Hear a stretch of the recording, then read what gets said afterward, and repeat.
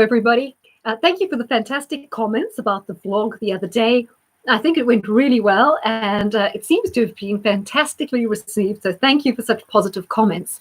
Now, the vlog I'm going to be doing today, I actually planned back in January after watching the excellent BBC dramatization of the Christine Keeler affair.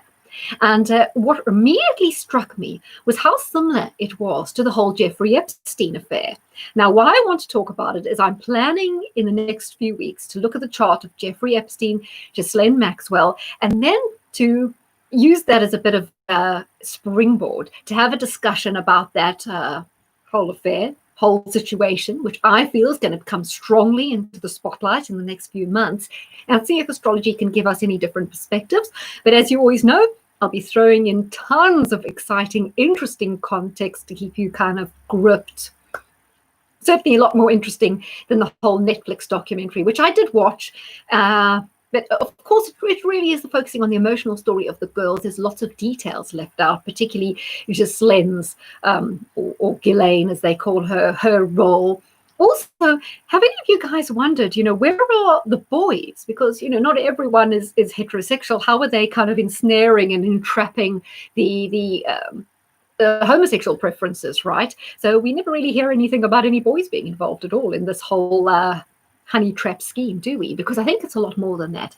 But let's now start talking about the similarities. So as I say, coming up, I'm going to be definitely looking more into that whole saga, but I thought today would be a great way to introduce it. And I planned this a long time ago. I thought it might be an entertaining thing to look at during lockdown when you guys might have extra time on your hands to maybe watch the Christine Keeler affair. Now, for you guys in the States, just bear with me. I'm going to explain what that is, and you'll soon see the relevance. But if you are outside of the UK, you haven't watched it yet, definitely look out for it. I wasn't sure how much I'd like it, bearing in mind I don't usually like retro things set. I like kind of current stuff, but it was brilliantly done, very entertaining. As I say, it gave me plenty of food for thought.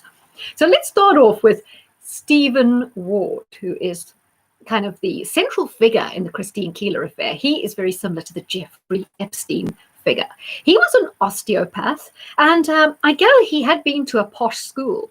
But it's rather surprising that he'd come out of nowhere, really, and then suddenly he seemed to be part of high society. He had all these very high-profile clients, and he was mingling with people from the House of Lords.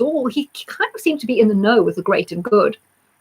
I did wonder if it was because back then, early 60s, he'd fought in the war. Maybe I thought he'd made his connections when he was fighting in the war, and that was why he'd suddenly been so well connected. But you see the similarity. Here we had Jeffry Epstein, came from Brooklyn, came from a not very average family. He kind of blagged his way into the Dalton School to be a school teacher, and then he was kind of plucked from obscurity, and before you know it, he's 4 years at best, earns he's a part, and he's a billionaire.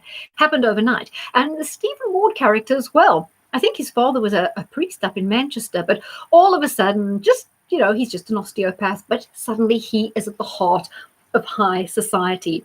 He had a place in Wimpole Street in Marylebone, a kind of townhouse. I should imagine that in today's prices, that's worth a pretty penny, and you'd definitely have to be a millionaire to live there. I should have checked actually what those properties are going for, but I should say to the tune of many, many millions. And therefore, in a similar way to Jeffry Epstein having that biggest kind of mansion in New York, which was provided him by Leslie Wexner from Victoria's Secret. But there you go. So both of these men, kind of good looking, charming. Women seem to like both of them. Although it seems that Stephen Ward was an awful lot more likable than Jeffry Epstein because, Virginia said he was a bit of a bore. So they come on the scene. They both come from nowhere. They rocketed up into the social elite. For example, Stephen Ward, he was in, like I mentioned, with lords, with MPs, and had a very good friend who was a Soviet attaché. Enter the whole kind of spy angle. Now, apparently in the early 80s, Epstein was going around boasting that he was working with the CIA. And Stephen Ward certainly talked a lot about his associations with the mysterious Mr. Wood from MI5, who was kind of like almost his handler, possibly. Then you've got Epstein was implicated in Iran-Contra, and Ward was implicated in the Cuban Missile Crisis. Hello, Sanjit. Excellent hearing from you too. Thank you very much. So old Stephen Ward, what did he like? He enjoyed going to cabaret shows. And when he went to cabaret, he used to eye up certain very young women, kind of in their late teens. He would befriend them. Two good examples, of course, are Christine Keeler, Mandy Rice Davis. These were usually girls from provincial towns coming to London to seek their fortune. Many cases, they had no qualifications. They were quite naive, very vulnerable, very open to being groomed and manipulated, which is kind of what Stephen Ward was doing. And yet, back in the 60s, people were a little bit more naive about this whole grooming manipulation thing. So maybe they didn't see it that way. I think almost in Christine and Mandy's case, they genuinely liked him, felt protected by him, ended up living with him, and also a rather peculiar arrangement, very similar to the girls that started living with Epstein. And you must remember that while some of the girls are very angry with Epstein and have come out and are fighting for justice, there must be just as many girls who kind of bought into the whole thing, were quite happy with it, and were using it, to make their name, to make their fortune.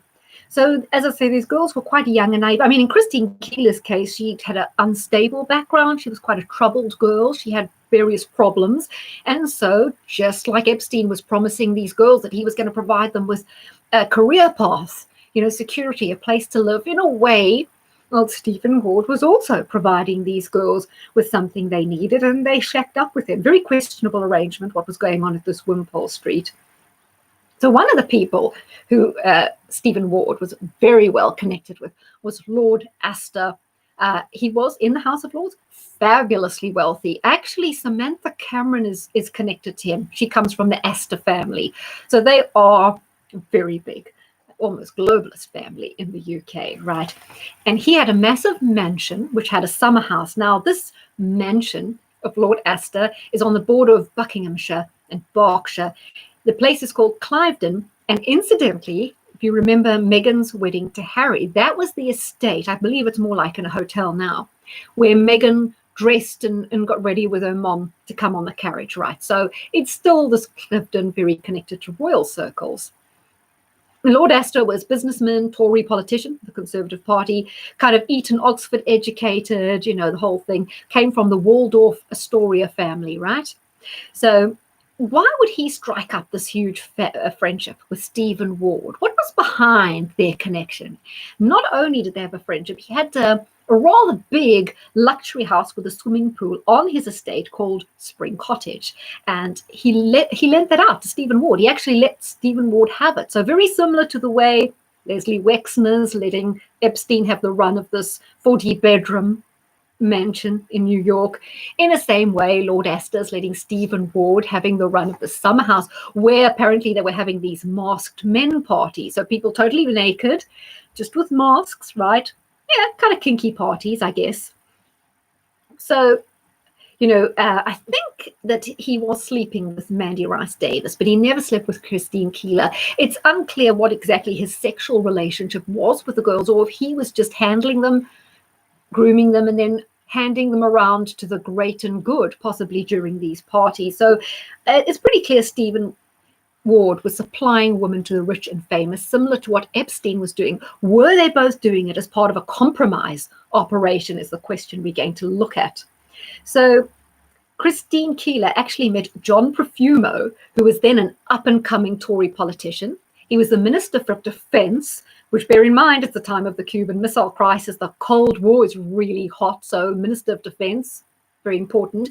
And at the time, Harold Macmillan was the Prime Minister, a Conservative Prime Minister in the UK. He was very weak, and everyone was touting this John Profumo, who was very independently wealthy as well, as being the next Prime Minister. And he would have possibly been a very popular and very strong Prime Minister and would have kept Labour out. So you can see that there could have been a little bit of incentive to smear Profumo from a Labour perspective. Was this what was going on? So, as I say, he was hotly tipped. This Profumo guy had also been in the army, possibly connected to Stephen Ward back then. So while Christine Keeler was having it off with Profumo, they were definitely having a relationship, although he did deny it later in the House of Commons. She was also having something to do with the Soviet naval attaché, Yevgeny, sorry, I'll give you his full name just now, who was also a very good friend of Stephen Ward. So, I mean, it's dodgy. It's the height of the Cold War, and the Stephen Ward's kind of, see, just like Epstein fancies himself as a double agent. In fact, there was some talk that he even had aspirations to do some sort of deal, between the UK and Russia. So whether he was an agent or he just fancied himself as an agent, we're not really sure, just as we're not quite sure with Epstein. So it's not really clear how Profumo was paying Christine or how any of the girls were getting paid. And it's also not clear exactly how this Stephen Ward was earning his money. He was an osteopath, but I'm sure money was coming in from elsewhere. Very similar to Epstein. There's no paper trail. There's no tax returns. There's no proper client lists. There's no real documentation to show where Epstein was getting his money. And in his will signed 2 days before he died, topped himself, whatever had disappeared, whatever happened to him, the sum total was only 577 million. That was his planes, his Ireland, New Mexico, New York, Florida mansion. That's not a billionaire. That's only half the way to be a billionaire. So he never really was a billionaire, was he? He was just kind of, getting money. But both of them surrounding Epstein, surrounding Stephen Ward, a sick sort of scenario of debauchery.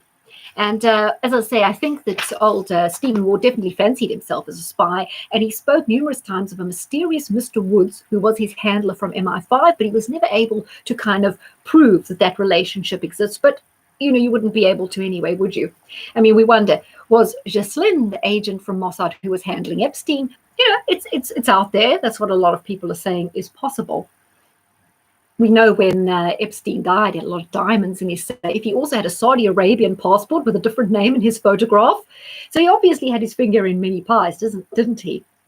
So just like Ghislaine and a lot of the girls, if you've watched the documentary, like Courtney Love and some of the other girls who've come out about Epstein, said that they were encouraged to engage in a sort of sexual Ponzi scheme, where even if they weren't interested in pleasuring him or they got a bit old, they would then start recruiting other girls. And in a similar way, Mandy and Christine were also encouraged to draw other girls into the web.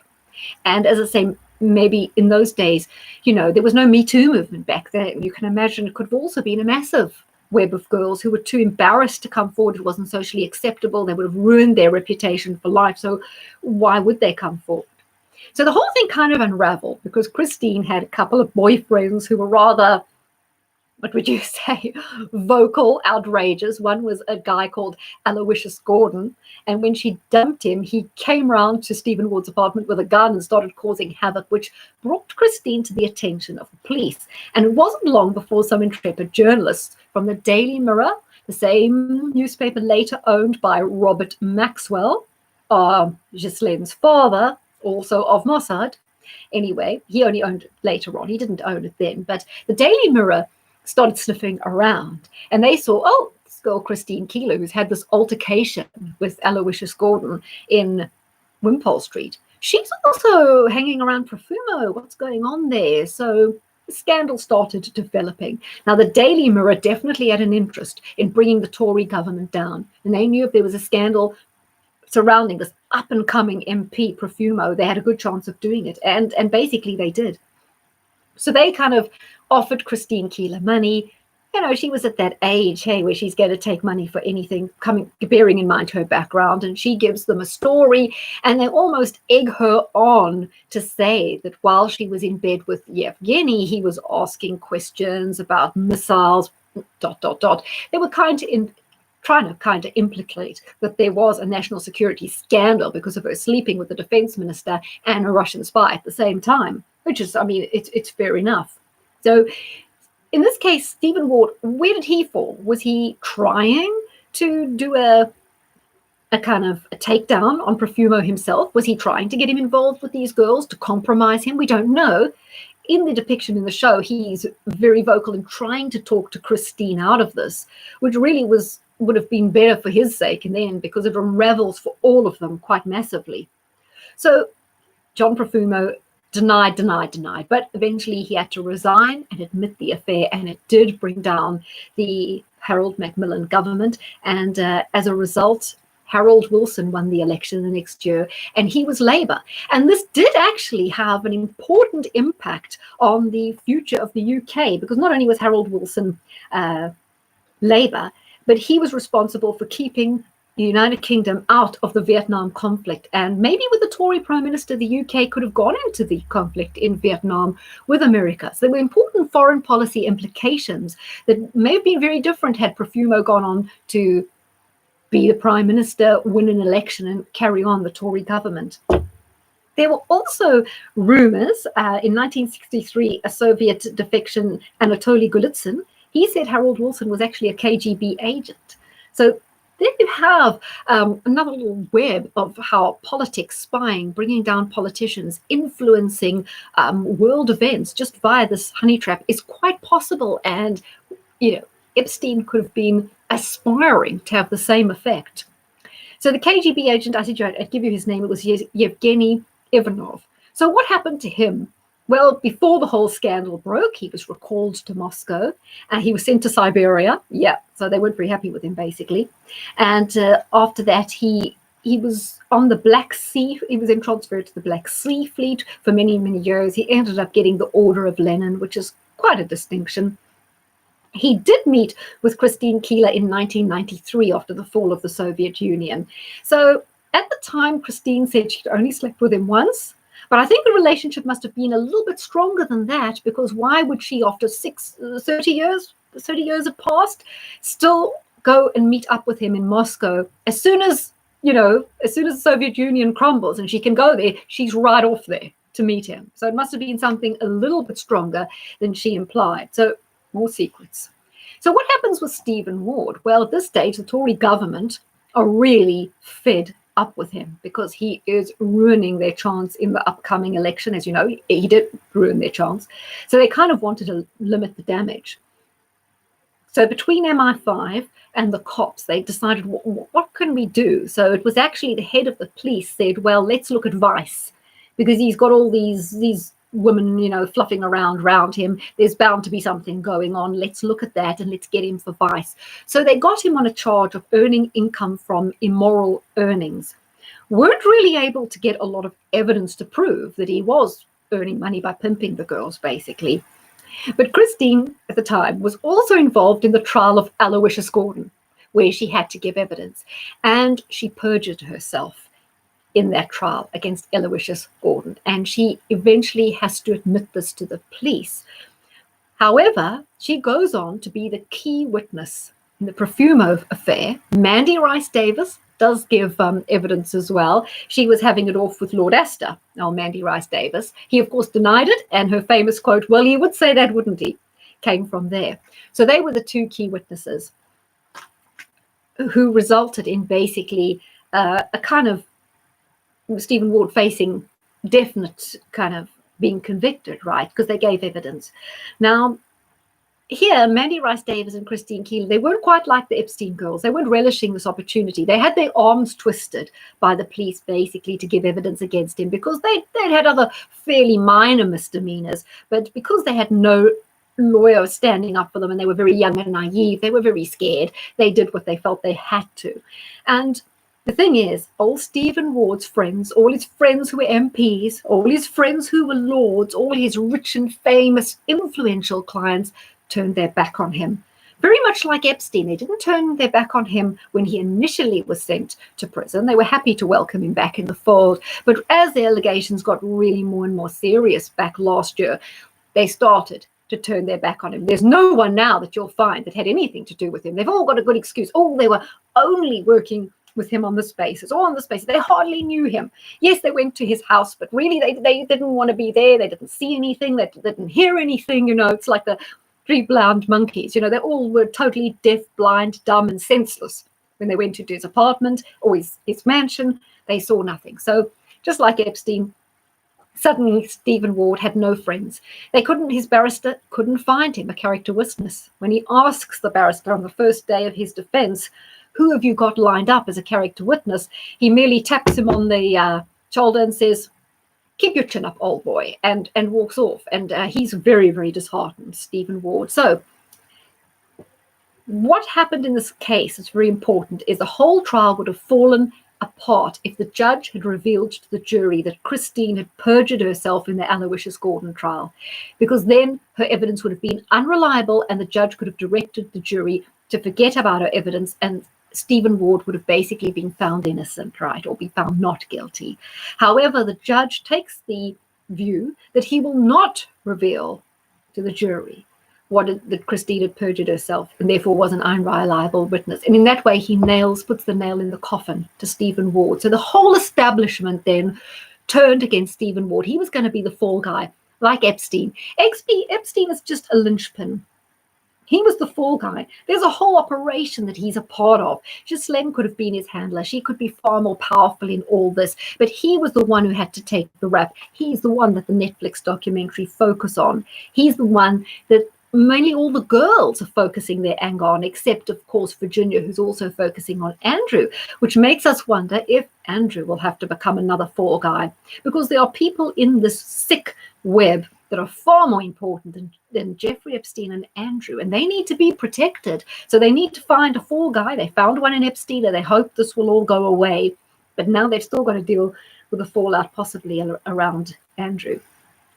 So what happens the night before Stephen Ward is the judgment comes down? What happens? He tops himself. It's like Jeffry Epstein. They couldn't have a trial with Jeffry Epstein. They didn't want witnesses to be brought. They didn't want the defense to call people. They didn't want his black book revealed. They didn't want that evidence to come out. That's why he had to top himself, kill himself, before the trial began. Stephen Ward commits suicide by taking pills, apparently, or was he topped the night before his judgment comes down, but the judge finds him guilty in absentia anyway. Now, the next thing that makes this case, Stephen Ward, very, very interesting, is the evidence was sealed for another 50 years. Why? I'm going to just refer quickly to a BBC article by Martin Rosenbaum from the 1st of February 2020, and also an article in The Guardian by Jamie Darwood from the 26th of January 02. Right. The other important thing is the royal link. There was also a royal link because, of course, the Astors were involved with royalty. And there were hints dropped in the documentary on the BBC, the Christine Keeler Affair. They dropped some very strong hints about who the royalty involved. And I think that's why this case, the evidence in this case is sealed for 50 years because of the royalty involved. So, look, I'm just saying how I interpreted it. But in the very last scene of that movie, they mention Prince Philip and they also mention the Duke of Kent. So it's on. That's what the BBC directors have put in there for your information if you are alert enough to see it. So, did Stephen Ward or his handlers managed to bring down the Harold Macmillan government and therefore prevent the UK from supporting America in Vietnam? Did it help bring a left-wing government who were bound to have, sympathies with Soviet Union instead of America? Did it do that? And how sick was everything that was going on? Who killed Stephen Ward? And what else did he know that he had to die? So, you see, there's nothing new under the sun. This whole Epstein saga is very much a repeat of everything that was happening in the Profumo affair back in the early 60s. So now, I remember I said these files are sealed for like 50 years. Well, there was an official judicial inquiry by the Master of the Rolls, Lord Denning. Now, Lord Denning, his name crops up quite often, right? So the Cabinet Office spent 2 whole years in discussion with the ACNRA, who gives advice on which historical papers should be released and which should stay secret, right? What was the decision? They decided to keep the files confidential until, guess when? 2048. What's so important in there that we in 2020 aren't allowed to know? Why? Now, the reason they give is the identity of some who gave evidence to Lord Denning has never been known to the public, and some of these unnamed people were still alive in 2014 when this inquiry took place and possibly still are. So you see, there are names there that have never been known to the public, and those people are still alive. They were involved back then in whatever was going on, and they're still trying to stay secret. The article says, it raises questions as to how far the reaches of the scandal stretched into the British establishment. How far does the reach of Epstein stretch into the worldwide establishment, both the British, the American, the Israeli, the German, Russian, whatever? The tentacles reach very deep. That's why they are doing their best to suppress this. As my mom said, she thinks that the whole Epstein affair is the reason why they've had to move so fast, bringing on the corona pandemic and the lockdown, maybe egging on the Black Lives Matter thing. A lot of what happened, my mom thinks it's because, the Epstein thing is just so big that they had to kind of do anything to distract from it or to move their agenda along before the wheels totally come off. And I think the wheels are coming off anyway. So Lord Denning concludes that there had been no security breach and there was no evidence of a link to ministers in certain stories of vile and revolting sexual behavior. He omitted from his published report testimony from a prostitute who said the transport minister, Ernest Maples, who died in 1978, had paid her to beat him while he wore women's clothes. Now, I don't think that's particularly shocking to anyone in 2020. Why can't we know that? I don't think it's going to shock anyone in this day and age. So in 2015, the Cabinet Office reluctantly agreed with the ACNRA to transfer 25 boxes of the Denning inquiry files for safekeeping at the National Archives. Of these, 23 have to be kept secret until 2048, again, 2048. So there were meetings obtained by the BBC under the Freedom of Information, and the Cabinet Office initially asserted that the papers were too sensitive to be taken away from its own direct control. They are really still trying to control the narrative on the Stephen Ward story anyway. In later discussions, the Cabinet Office argued that it was necessary to preserve the confidentiality of the judicial inquiry and to protect personal information. Protect whose personal information? It's a long time ago, the early 60s. I mean, if a lot of those people were in the middle-aged back then, they were certainly dead now, right? But Dr. Grosvenor said, I was very suspicious as the arguments to protect these papers kept changing. Yeah. He said the papers should absolutely be made available to the public. The suggestion of releasing redacted records was also dismissed because the amount of editing would have left an unintelligible mess, and the snippets left would have just caused an adverse public reaction. That's what they said. So they are determined, guys, that they don't want you to know anything about it. Lord Denning had also assured inquiry witnesses that their evidence would be confidential and only used for the purposes of his report, and he also wanted all transcripts and statements to be destroyed afterwards. However, his wish was not carried out by civil servants. So someone out there might be using that for blackmail. I imagine it could be used gloriously for leverage. I wonder of all the documents that were taken away from Epstein's New York mansion, from Florida, from the island. I don't know if they've looked at New Mexico yet, but someone's got a lot of leverage over someone. Whoever holds those documents has a lot of power over a lot of people, but who holds them? Who's got that power? As you see, there's still power in the documents from the Stephen Ward thing. So the National Archives dismissed a recent BBC Freedom of Information request for Denning inquiry evidence on the grounds that even if witnesses are dead, the highly personal nature of the information could cause damage and distress to their families. Well, to cause that much distress to the families, how bad is the stuff? How embarrassing is it? And who are they? They must be important and influential people who wouldn't want this sort of thing to come out, right? So the article goes on to give a bit of a description, but I think I've given you everything. So remember I told you about Ward claimed he had a MI5 handler by the name of Woods. He said, Woods came to see me on several occasions and knew from day one about Clifton. So the MI5 had always known that Christine Keeler met John Profumo at Clifton, and what transpired was the obvious, going to town on each other. And Mangold, some other person, I don't know where his name comes from there, explained that Ward was helping the Secret Service on their operation to set a honey trap for Yevgeny Ivanov, and he agreed to cooperate with them. So their story there is that Ward was acting for MI5 to kind of ensnare this Russian attaché, but really, why? It didn't really backfire on the Russian attaché particularly, did it? So despite the fact that Ward was trying to turn into a double agent, his friendship with Ivanov was genuine. So I think they're saying there, who initiated this? Did MI5 kind of come to Stephen Ward and say, listen, we know what you're doing is not particularly savory. We want you to play ball. And since you've got this friendship with Ivanov, we'd like you to leverage that friendship in our benefit. Maybe they did. Although he seemed quite gung-ho about the whole thing. I think he saw himself being some sort of hero, where instead of setting a honey trap for Ivanov, he was going to solve the whole Cold War single-handedly by bringing the Russians and others together. So who knows? So together, Mangold contends, together the two men, that's Ivanov and Stephen Ward, actually tried to organize a summit in London between Nikita Khrushchev and John F. Kennedy. So in his own naive way, like I said, he, Ward, was working for the good of the country. Well, possibly, this is really a theory. However, the government viewed Stephen Ward as a threat. They feared he was going to expose Profumo and trigger a national security crisis, which is what ended up happening.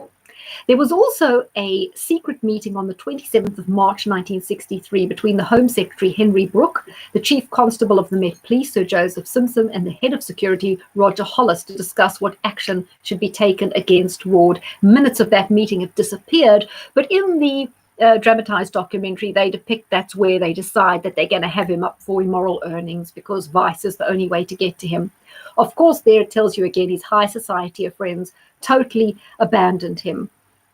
They knew that he was the smoking gun and they wanted to silence him. The smoking gun for what? For what exactly? I mean, we know roundabout, but it's more than that. So Robertson believes that the memo confirming political involvement at the highest levels, and he said it makes Ward the English Dreyfus, and he actually deserves a royal pardon.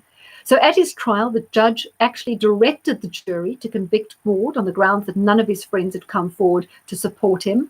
And Mangold and Robertson believe that this suggests that an intervention from MI5 could have produced a different outcome. He was hung out to dry. I mean, MI5 weren't going to step in at that late stage of the day and suggest that this mysterious Mr. Woods really existed. At that stage, he was surplus to requirements and they were ready to get rid of him and drop him because he wasn't that important or he'd run out of his usefulness. The same way Epstein had run out of his usefulness. They wanted to drop him like a hot cake and limit the damage. Probably. I think that's kind of what everyone is thinking, right? We don't know, but as we know, even Epstein's lawyers are, well, and his independent autopsy suggests that he couldn't have inflicted that damage on the neck. But I did talk a lot about that before. So secrecy laws prevent official papers about the affair from being made public until 2046. Absolutely. And we've already talked about that. So what about the Soviet defector? Just to mention again that Anatoly Golitsyn, he was the guy I mentioned before who claimed that Harold Wilson was a KGB agent. You can even find that on Wikipedia, actually. It's not particularly secret. And then it goes on to say that a lot of other intelligence officers didn't particularly believe it. I think it's interesting to throw in the pot, don't you? I mean, bearing in mind this whole spy and conspiracy thing runs quite deep. The Yevgeny Mishlikov Ivanov, that was the Russian guy, Yevgeny Ivanov, who was a big friend of Stephen Ward. He was a naval attaché at the Soviet embassy in London during the early 60s when he became entwined in this whole Christine Keeler affair. And there, as I mentioned to you, he was sent back to Siberia, then to the Black Sea, ended up meeting Christine again in Moscow in 1993. So you'll see there's quite a lot of striking similarities. Nothing new under the sun. Maybe someone looked at this whole operation and thought that's something we can use. I mean, we can speculate, but I think we all know enough now, and it's certainly widely enough postulated that both Epstein was running some sort of brownstone operation.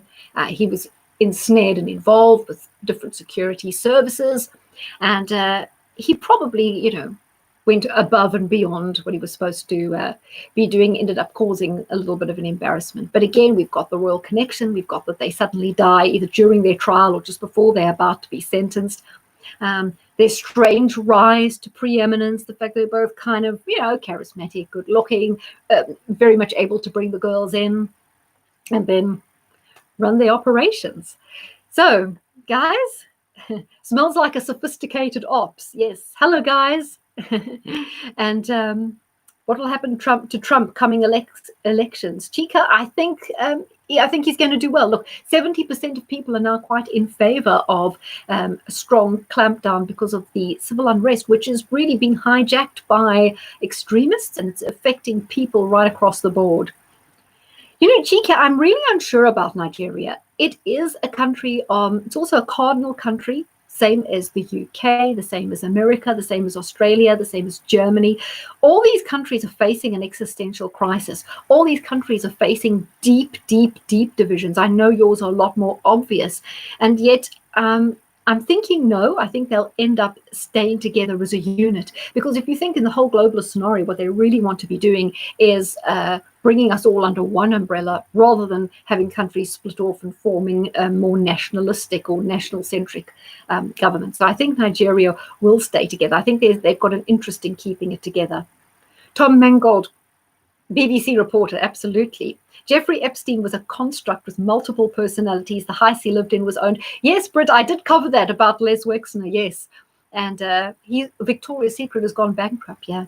I suppose Les Wexner's still got a lot of money. But he was in trouble years ago when he took on Epstein. Apparently, he had a lawyer called Shapiro who got killed in some sort of strange gangland assassination thing just before he was going to testify on Wexner's tax affairs. So Mr. Wexner seems to have been, on the edges of financial law for a while, and then he got involved with Epstein. Who knows what was going on there? It's definitely something I'll look at a little bit more.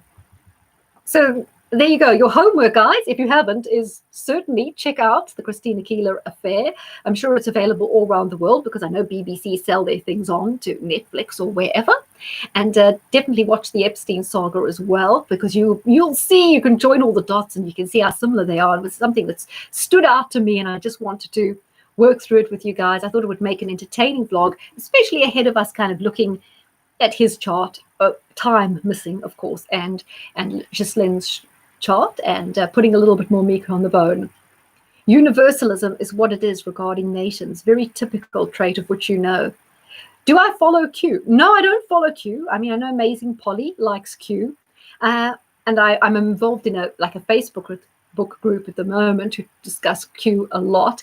But does anything he say ever really happen in a tangible way that we can appreciate? Some of the things just seem too good to be true. I know lately he's been talking about the fact that Bill Gates is he's under investigation and even been arrested. Yeah, I don't know. I don't know what you guys think, but we don't really know who this person is. It's all anonymous. Those chat rooms are very cloak and dagger. We don't know what sort of misinformation could be seeded to us. Remember, I always said in that picture I had, I got it here still.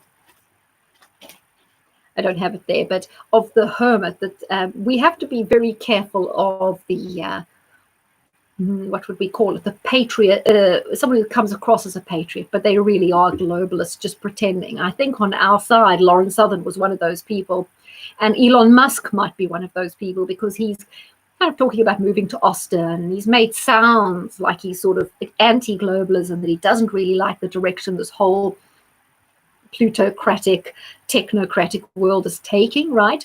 But we don't know. I don't think we should trust them. And I think on the left, Ash Shakar is a person they shouldn't trust, because she's also a globalist in kind of commie leftist clothing, just to kind of cause rancor or hype people up on the left. So we both have to watch that we're not being led astray by these people. Obviously, if you follow Q in more detail than me and you believe that he said a lot of value, that's great. I'd be interested to hear. Do I disagree with this rape view? I'm not sure. No, I'm not sure what I disagree with. I'm just talking about what I read up about versus how it's portrayed in the show, and drawing similarities. I mean, who knows? I think there was multi-levels of things going on, and I think basically it was an operation. The wheels came off, right? And so whenever they try these things, whether it's in spying or globalist activities, it doesn't always work as they want it to work, because nothing is like that. I think these things hit problems. I mean, people involved, all human, after all, they're going to make mistakes, do things wrong. So it doesn't always work out as planned. So when we look at the outcome, we don't know how much of the outcome was planned and how much was just a bit of a cock up, right? But certainly it was some kind of operation. Okay, guys, thank you for the excellent comments. I hope you enjoyed that. I enjoyed doing that. I've been planning it for a long time. I think it turned out really well. And I noticed one of you said I'm on BitChute. I'm all over the place. I am on Facebook. I've got a WordPress site. I do Twitter, but I don't really put a lot of my stuff on there. But I think for you guys, I'll leave all my addresses and I'll start putting everything on all my sites so you don't miss it, even if you don't get notifications. And we can also do some exchanges on Twitter. So I'll leave all my links. They won't be there now. I'll have to pop them all there later. And then you know where else you can connect with me, just in case things go pear-shaped on YouTube at some stage. Thank you, guys. Thank you for the comments. Take care. Keep well and enjoy your weekend.